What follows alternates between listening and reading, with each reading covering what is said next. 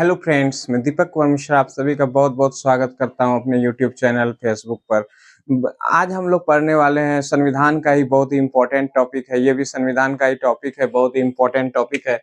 इस टॉपिक का नाम है भारतीय संविधान के स्रोत, यानी सोर्सेज ऑफ इंडियन कॉन्स्टिट्यूशन। बहुत ही इम्पोर्टेंट टॉपिक है, सोर्सेज ऑफ इंडियन कॉन्स्टिट्यूशन, संविधान के स्रोत। इसका मतलब होता है कि ये कौन चीज़ कहाँ से लिया गया, मतलब क्या-क्या बहुत सारी महत्वपूर्ण बातें हैं जो भारतीय संविधान जब बना था तो उसमें बहुत सारी बातें को लिया गया था। इससे पहले जो भी समिति बने थे वो सारे समिति जगह-जगह विदेश जाके वहाँ पे अपना जो भी इम्पोर्टेंट सब चीज़ था वो भारत में लाए थे और उसको भारत में ग्रहण करवाए थे। कहने का मतलब अच्छा-अच्छा बात को भारत के संविधान में शामिल करने के लिए समिति बनाई गई थी और विदेश जाके वो समिति ने अपना रिपोर्ट दिया।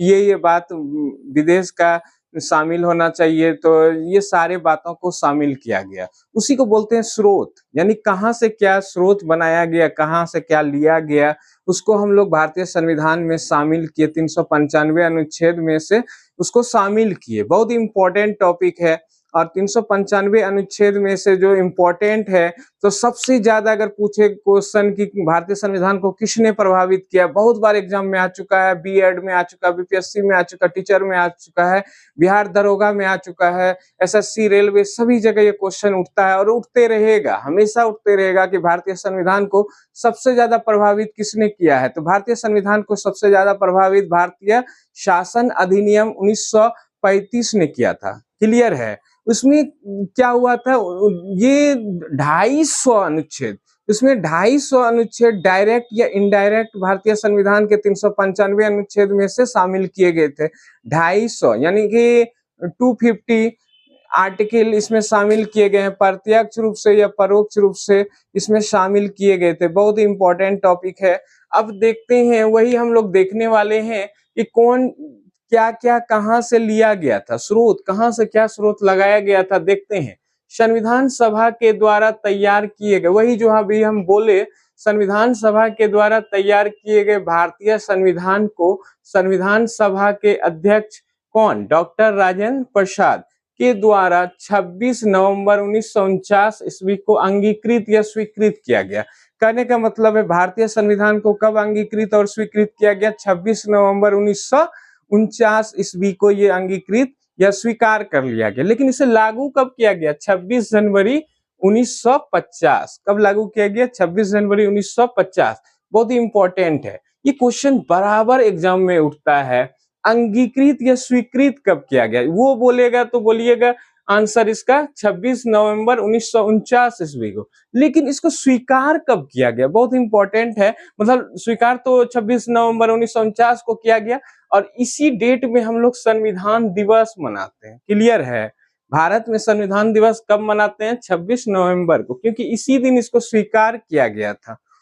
अब आते हैं लागू कब किया गया, 26 जनवरी 1950 ईस्वी को लागू किया गया था। क्लियर है। तो ये बहुत इंपॉर्टेंट क्वेश्चन है, आता है एग्जाम में, यहां तक क्लियर। अब आते हैं भारतीय संविधान पर सबसे अधिक प्रभाव, भी बोले ही भारतीय संविधान पर सबसे ज्यादा प्रभाव किसका पड़ा है, भारतीय शासन अधिनियम 1935। उसमें से 250 अनुच्छेद ऐसे हैं, टोटल अभी 395 अनुच्छेद हैं, उसमें से 250 अनुच्छेद ऐसे हैं जो डायरेक्ट या इनडायरेक्ट उसमें परिवर्तन करके उसको जोड़ा गया है, यानी कि 250 आर्टिकल पे इसका प्रभाव पड़ता है। इसीलिए सबसे ज्यादा प्रभाव भारतीय शासन अधिनियम 1935। क्लियर है। वीवीआई क्वेश्चन है, इंपॉर्टेंट क्वेश्चन है, ये आते रहता है एग्जाम में।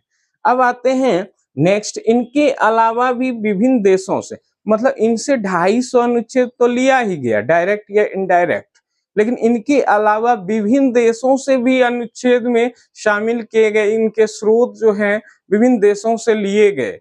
इसके लिए पहले बता चुके हैं कि एक्सपर्ट लोग गए हुए थे वहां पे और वहां पे देखे कि उस देश की विशेषता क्या है, क्या उस देश के संविधान में है और हमको ग्रहण करना चाहिए। क्लियर।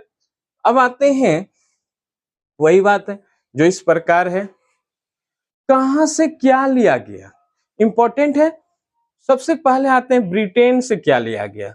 ब्रिटेन से क्या लिया गया, संसदीय प्रणाली, यानी कि पार्लियामेंट्री सिस्टम जो है वो जो संसद में देखते हैं कि संसद के 3 अंग होते हैं, लोकसभा, राज्यसभा और राष्ट्रपति।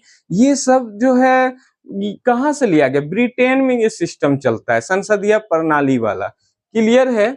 संसदीय प्रणाली जो है ये ब्रिटेन का अंग है, संसद, खासकर संसद। वहां पे राष्ट्रपति नहीं, महारानी या महाराजा होते हैं ब्रिटेन में। क्लियर है? नेक्स्ट आते हैं संसदीय प्रणाली, ये ब्रिटेन से लिया गया। पार्लियामेंट में जो कानून बनाते हैं। एकल नागरिकता, एकल नागरिकता का मतलब हो गया सिंगल सिटीजनशिप, यानी कि दोहरी नागरिकता नहीं है। अमेरिका में दोहरी नागरिकता है। दोहरी नागरिकता वो होता है जो कि आप एक स्टेट का लेते हैं और एक कंट्री का लेते हैं। जैसे कैलिफोर्निया का है तो कैलिफोर्निया का अलग नागरिकता हुआ, अमेरिका का उसका अलग नागरिकता हुआ। तो ये अमेरिका से दोहरी नागरिकता नहीं लिया गया। जैसे भारत में क्या है? एकल नागरिकता, यानी कि इंडियन नेशनलिटी क्या कहलाता है? इंडियन, भारतीयता। तो एकल नागरिकता ये ब्रिटेन से लिया गया, सिंगल सिटीजनशिप। क्लियर? नेक्स्ट आते हैं विधि का शासन, वही है विधि का लॉ एंड ऑर्डर। विधि का शासन कहां से लिया गया है? ये भी ब्रिटेन से लिया गया। कानून का जो शासन है, विधि का मतलब क्या होता है? कानून, कानून का शासन, एडमिनिस्ट्रेशन। तो इसका ये भी ब्रिटेन से लिया गया। प्रधानमंत्री का पद, ये भी आपका ब्रिटेन से लिया गया है। प्रधानमंत्री का पद कहां से लिया गया? ब्रिटेन से। क्लियर बात है? नेक्स्ट आते हैं विधि निर्माण प्रक्रिया, यानी कि कानून को कैसे निर्माण किया जाए, उसकी प्रक्रिया क्या होनी चाहिए, प्रोसेस क्या होना चाहिए, ये भी ब्रिटेन से ही ग्रहण किया गया है। वहां पे ये चलता है विधि निर्माण प्रक्रिया, और ये वहां से लिया गया है। नेक्स्ट है लोकसभा अध्यक्ष, बहुत बहुत इंपॉर्टेंट है। लोकसभा अध्यक्ष का भी जो चर्चा है, हम लोग देखते हैं लोकसभा स्पीकर होते हैं, अभी तो ओम बिरला हैं, इससे पहले भी ओम बिरला ही थे पहले। तो लोकसभा अध्यक्ष जो है ये पद कहां से लिया गया है? ये भी ब्रिटेन से ही लिया गया है। विधि के समक्ष समता, विधि के समक्ष समता यानी कि अनुच्छेद आर्टिकल 14 है, विधि के समान समानता। भारतीय संविधान का अनुच्छेद 14 कहता है विधि के समक्ष समता, ये भी ब्रिटेन से आपका लिया गया। क्लियर? तो ब्रिटेन से यानी कानून के समक्ष सभी समान हैं, बहुत ही इंपॉर्टेंट है। वीवीआई ये सब पूछा जाता है, अनुच्छेद 14 के अंतर्गत आता है विधि के समक्ष समता, यानी कानून के समक्ष सभी समान है, कोई प्रकार का भेदभाव इसमें नहीं किया जाएगा। नेक्स्ट है संसदीय विशेषाधिकार। संसद को कुछ विशेषाधिकार होते हैं, संसद के पास अपना कोई अधिकार होता है। बहुत सारे विशेषाधिकार है, जैसे वो राज्यों का गठन वगैरह कर सकते हैं, उसके सीमा का निर्धारण कर सकते हैं, बहुत सारे नए नए कानून बना सकते हैं, ये सब विशेषाधिकार है उनका। नेक्स्ट आते हैं, ये भी लिया गया ब्रिटेन से, लोकसभा के प्रति मंत्रिमंडल का सामूहिक उत्तरदायित्व, यानी कि लोकसभा के प्रति मंत्रिमंडल जिम्मेदार होंगे। कहने का मतलब शुरू से पढ़ते आ रहे हैं हम लोग कि लोकसभा के प्रति मंत्रिमंडल जिम्मेदार होते हैं। लोकसभा के लिए इसलिए होते हैं और राज्यसभा के लिए उतना जिम्मेदारी नहीं है। लोकसभा के लिए इसलिए जिम्मेदार होते हैं कि लोकसभा के जो भी सांसद चुने जाते हैं वो जनता के द्वारा डायरेक्ट वोट देके चुने जाते हैं, इसलिए उसको जिम्मेदारी लेना पड़ेगा। ठीक है?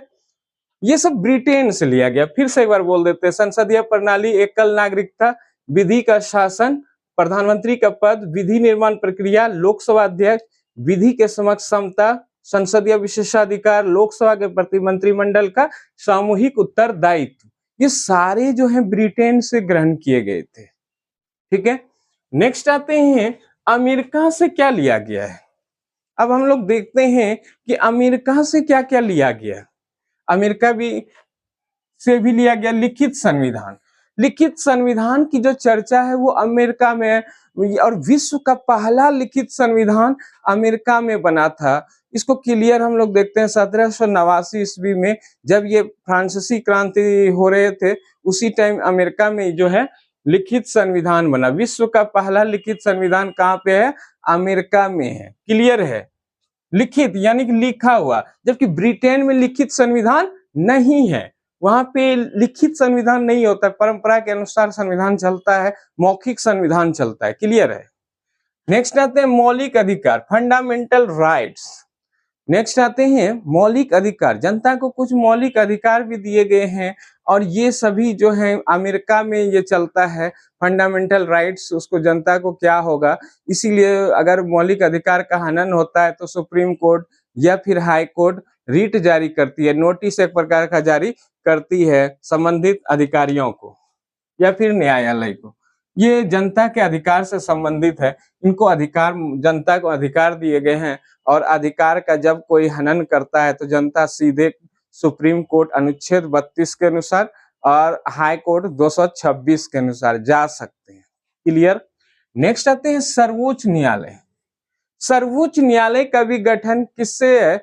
ये भी अमेरिका से लिया गया है। सर्वोच्च न्यायालय का रूपरेखा क्या होगा, गठन क्या होगा, ये भी अमेरिका से लिया गया है। नेक्स्ट आते हैं प्रस्तावना, प्रीएम्बल। इसको इंग्लिश में हम लोग प्रीएम्बल बोलते हैं और इसको उद्देशिका भी बोलते हैं।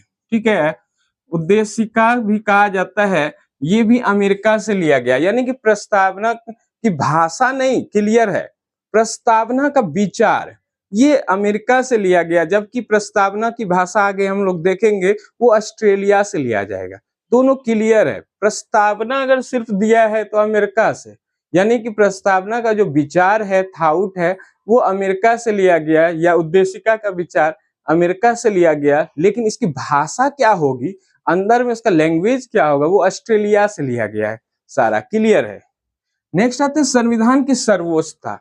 तो हम लोग देखते ही हैं भारतीय संविधान की सर्वोच्चता हमेशा रहता है कि संविधान से ऊपर कोई नहीं होगा, यानी कि कोई भी संविधान से ऊपर नहीं होगा, चाहे वो प्रधानमंत्री हो, मुख्यमंत्री हो, राज्यपाल हो, चाहे वो राष्ट्रपति ही क्यों नहीं हो, संविधान को ही फॉलो करेंगे। अगर फॉलो नहीं करेंगे तो उस पर भी महाभियोग लगने की प्रक्रिया है। नेक्स्ट आते हैं स्वतंत्र न्यायपालिका, यानी कि न्यायपालिका स्वतंत्र होगी। भारत में भी ये विचार दिया गया कि न्यायपालिका जो है स्वतंत्र होगी, इंडिपेंडेंट होगी, किसी पे डिपेंडेंट वो निर्णय नहीं देगी। क्लियर है, वो तो देख ही रहे, स्वतंत्र है और अमेरिका से ये लिया गया है। स्वतंत्र न्यायपालिका भी अमेरिका से लिया गया। क्लियर। राष्ट्रपति पर महाभियोग, अभी हम जस्ट बोले कि राष्ट्रपति पर भी महाभियोग लग सकता है अगर वो संविधान का अतिक्रमण करे, संविधान का उल्लंघन करे, अतिक्रमण करे, तो राष्ट्रपति पे भी महाभियोग लगता है और ये महाभियोग अनुच्छेद 61 के अनुसार लगता है। जब हम अनुच्छेद इसको पढ़ेंगे तो क्लियर करेंगे कि अनुच्छेद 61 में क्या क्या कहा जाता है। इनको 14 दिन पहले नोटिस भेजा जाता है राष्ट्रपति को भी, लेकिन इनको जेल नहीं होता है। इसको सिर्फ पदों से, भारत में इतना तो इज्जत करना जरूरी है क्योंकि ये देश के प्रथम नागरिक कहलाते हैं राष्ट्रपति, इसलिए इनको जेल में नहीं डाला सकते हैं, मतलब डाल ही नहीं सकते हैं जेल में, ये नियम ही नहीं है, लेकिन इन्हें हटा सकते हैं। ठीक है। नेक्स्ट आते हैं उपराष्ट्रपति का पद। उपराष्ट्रपति का पद भी अमेरिका से ही ग्रहण किया गया है, क्योंकि इंग्लैंड में ये परिपाटी नहीं है उपराष्ट्रपति पद का, इसलिए अमेरिका से ही लिया गया है। और देखते हैं नेक्स्ट, न्यायिक पुनरावलोकन। न्यायिक पुनरावलोकन की चर्चा अनुच्छेद 137 में है। न्यायिक पुनरावलोकन क्या हुआ कि अगर सुप्रीम कोर्ट अपना कोई फैसला सुना चुके हैं और उसको अचानक लगता है कि ये फैसला मेरा सही है या नहीं है, गलत है, तो उस पर फिर से पुनर्विचार कर सकते हैं, यानी कि अपने फैसले पर पुनर्विचार कर सकते हैं। उसी को हम लोग बोलते हैं न्यायिक पुनरावलोकन। ये अनुच्छेद 137 में है। ये सब क्लियर हम लोग देखेंगे। नेक्स्ट आते हैं वित्तीय आपातकाल। वित्तीय आपात भी लिया गया अमेरिका से और वित्तीय आपातकाल अनुच्छेद 360 में है। वित्तीय आपातकाल भारत में आज तक लगा नहीं है, लेकिन इसकी चर्चा जो है ये कहां से लिया गया है? अमेरिका से। वित्तीय आपातकाल भी अमेरिका से लिया गया। तो एक बार फिर से देखते हैं अमेरिका से क्या क्या लिया गया। देखते हैं, पहला लिखित संविधान ये अमेरिका से लिया गया है।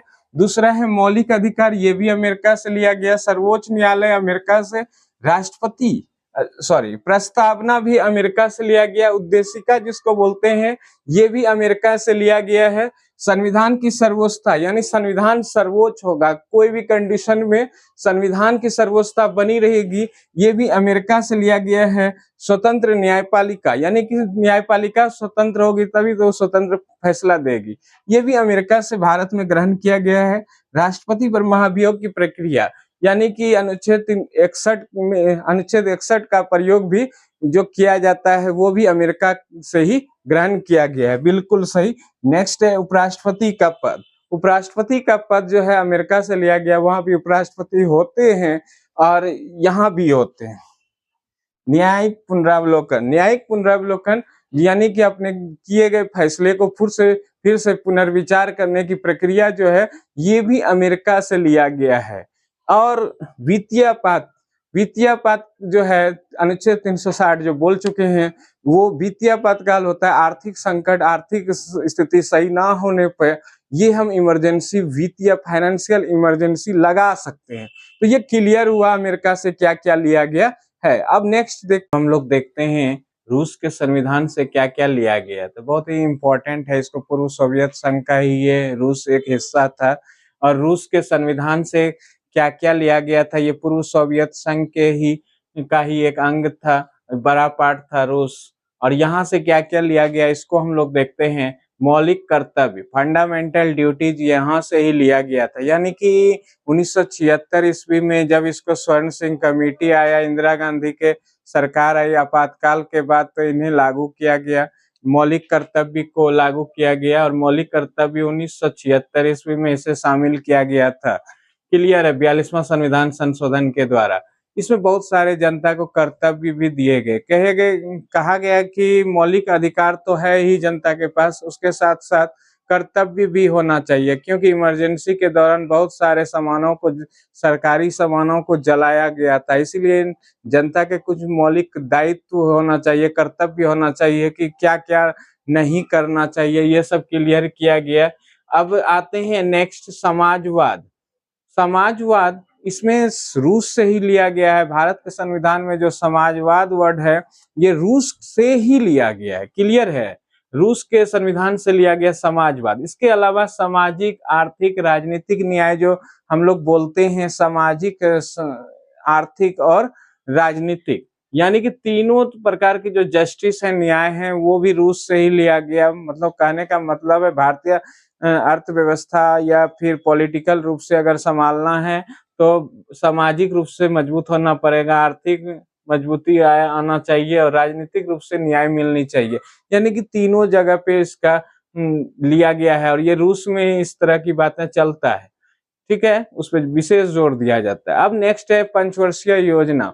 पंचवर्षीय योजना भी रूस से ही लिया गया था। 1928 ईस्वी में रूस में ये शुरू हो गया था। रूस में शुरू हुआ था, फेल्डमैन योजना के नाम से इसे शुरू किया गया था 1928 ईस्वी में।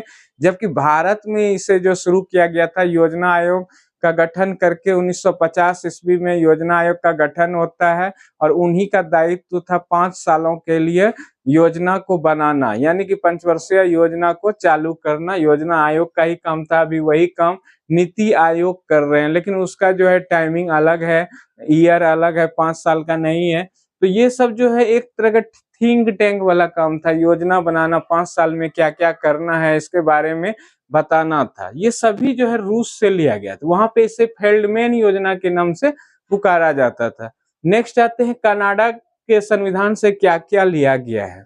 कनाडा के संविधान से संघात्मक जो है व्यवस्था ली गई है, जिसको फेडरल स्ट्रक्चर कहते हैं, फेडरल सिस्टम कहते हैं।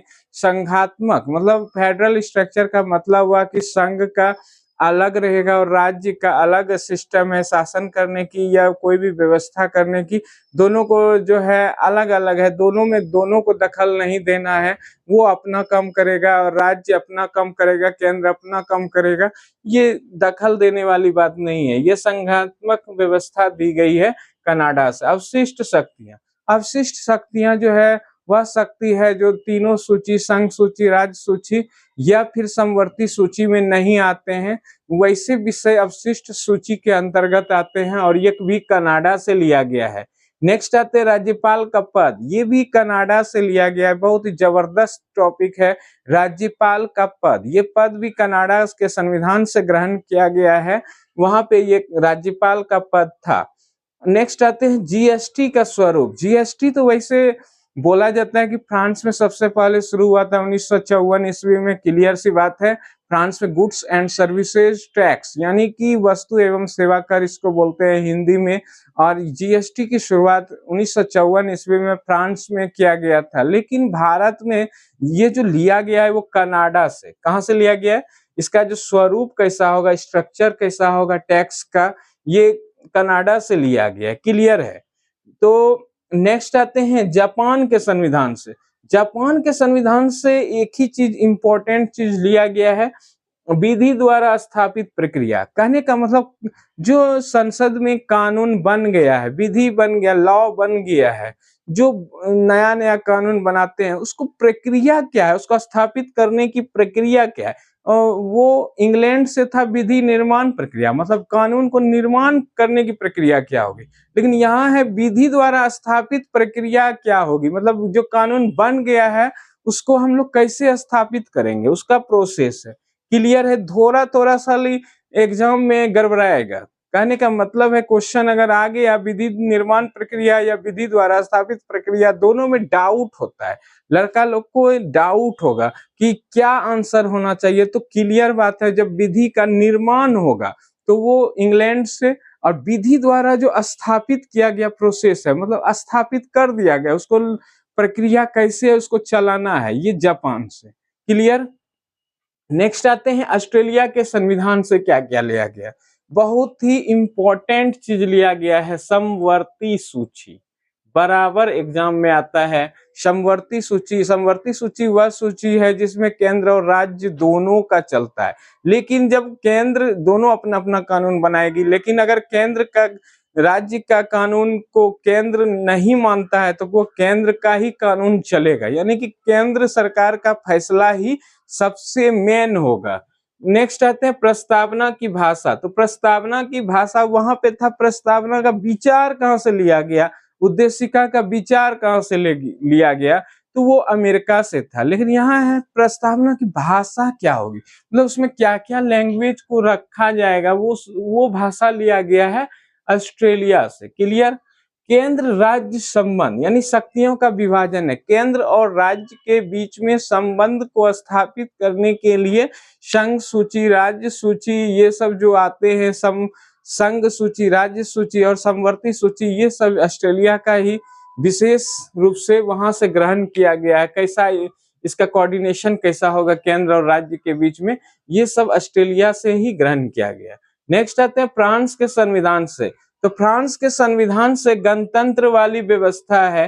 गणतंत्र यानी डेमोक्रेसी वगैरह, जो लोकतंत्र गणतंत्र है, वो व्यवस्था जो है फ्रांस से लिया गया है। भारत में कहाँ से लिया गया उसको? फ्रांस से। इसके अलावा स्वतंत्रता, यहाँ तो समानता पहले लिखा गया है, स्वतंत्रता, समानता एवं बंधुत्व का नारा, ये कहाँ से लिया गया था? ये फ्रांस से लिया गया था। स्वतंत्रता, समानता और बंधुत्व का नारा कहाँ से लिया गया है?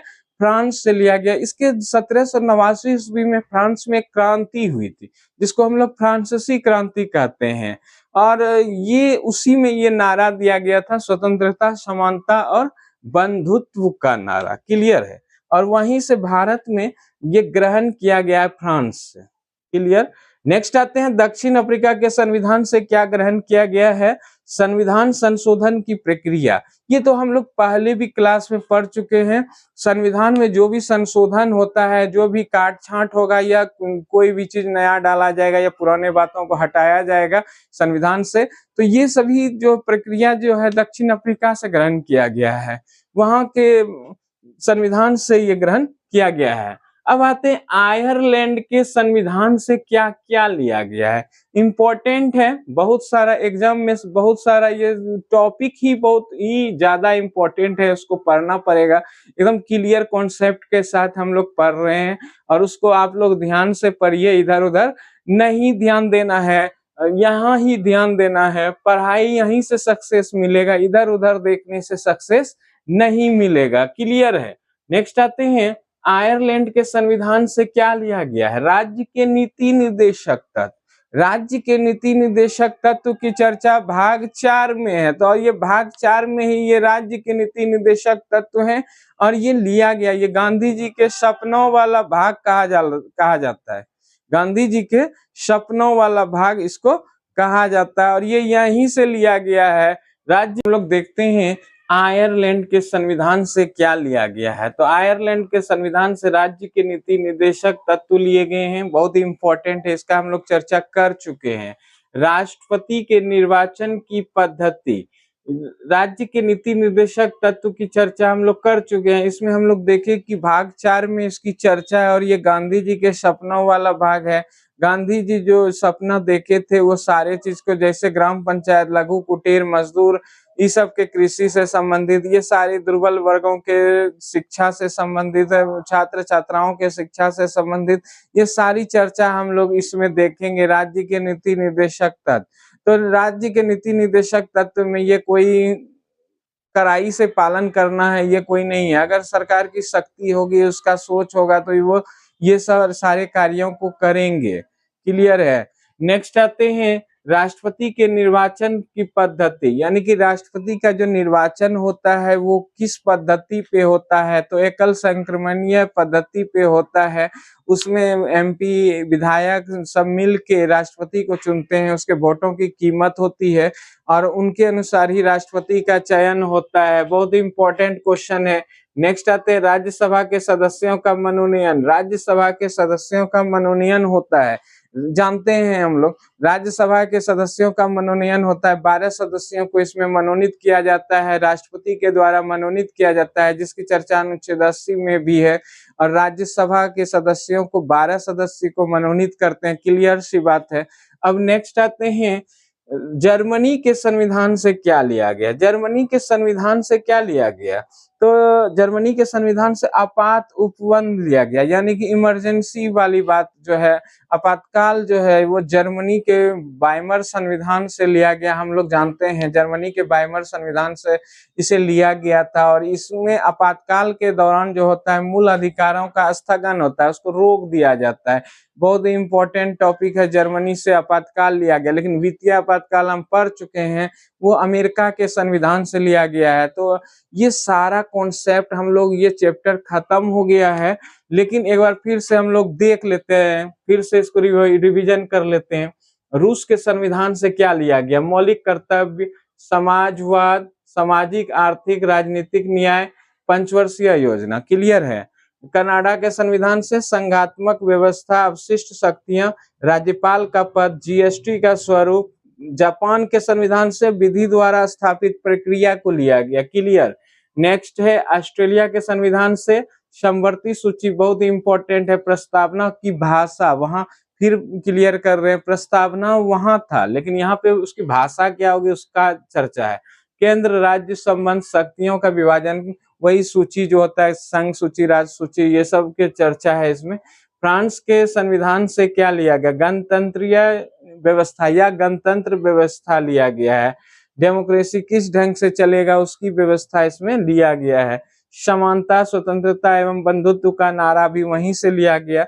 दक्षिण अफ्रीका के संविधान से क्या लिया गया? संविधान संशोधन की प्रक्रिया, मतलब संविधान में संशोधन किस ढंग से होता है, वो काट छांट या फिर उसमें कोई इम्प्रूवमेंट करना हो, नए संविधान के चर्चा, मतलब संविधान में कुछ चीज को डालना हो या हटाना हो, उसका चर्चा है। आयरलैंड के संविधान से क्या लिया गया? राज्य के नीति निर्देशक तत्व को लिया गया।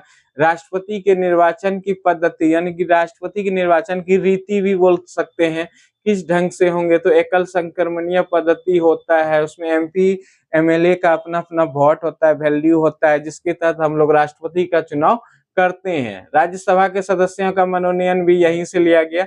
जर्मनी के संविधान से आपात उपबंध लिया गया, आपातकाल के दौरान मूल अधिकारों का स्थगन लिया गया, यानी कि जर्मनी के संविधान से वित्तीय आपातकाल इसमें नहीं लिया गया, बाकी जितना भी आपातकाल है, इमरजेंसी है, वो जर्मनी के वाइमर संविधान से लिया गया।